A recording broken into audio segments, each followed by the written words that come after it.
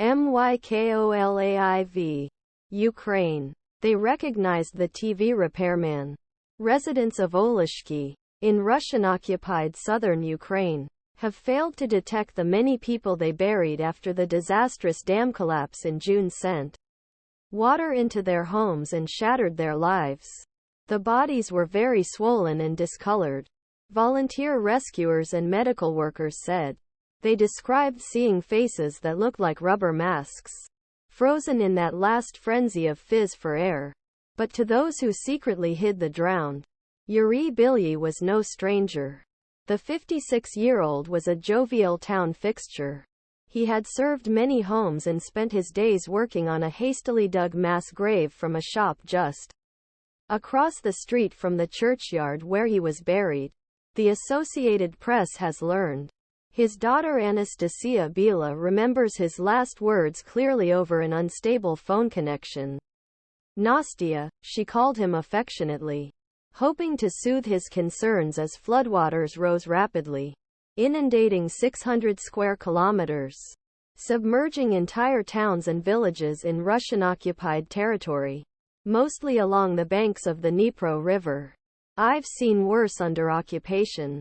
Filehouses are seen under water in the town of Oleshki, Ukraine. June 10, 2023. More than 6 months since catastrophic explosion that destroyed Kakhovka Dam in southern Kherson region. An AP investigation has found that Russian occupation authorities have grossly and deliberately downplayed dead in one of most devastating episodes of 22-month war. Russian authorities controlled issuance of death certificates, promptly removed organs not requested by the family, and prevented local medical workers and volunteers from handling dead, threatening them when they defied orders. The scale of this tragedy, not just Russia but even Ukraine, doesn't matter, said Svetlana, a nurse who initially oversaw the process of collecting death certificates and later fled to Ukrainian-controlled territory. Russia, which did not respond to questions for this article, said 59 people drowned in territory it controls, roughly 408 square kilometers of flooded area.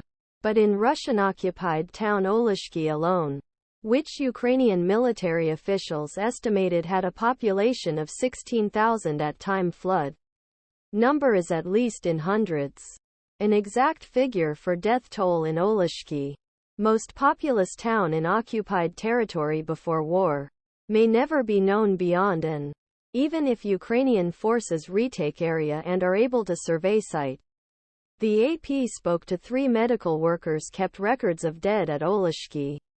A volunteer who buried the bodies and later said he was threatened by Russian police. And 2 Ukrainian informants were passing intelligence from area to Ukraine's security service. According to their accounts, mass graves were dug and unidentified bodies were taken away and never seen again. Nearly a dozen interviews were conducted with other residents, rescue volunteers and recent escapees from the area. The AP also gained access to a closed Telegram chat group of 3